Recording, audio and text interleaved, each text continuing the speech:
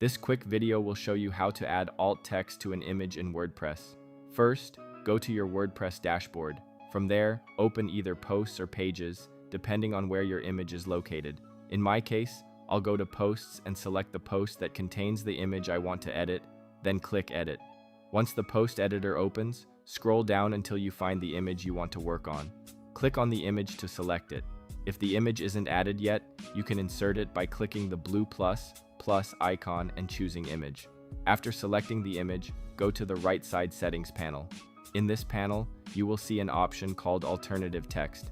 Here, simply type your alt text. For example, if your image shows a gaming controller, you can write something like PlayStation controller on a desk, or a short description of what the image shows.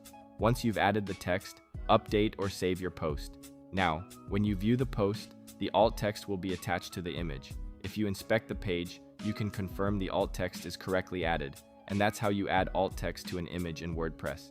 If you found this video helpful, subscribe to our channel.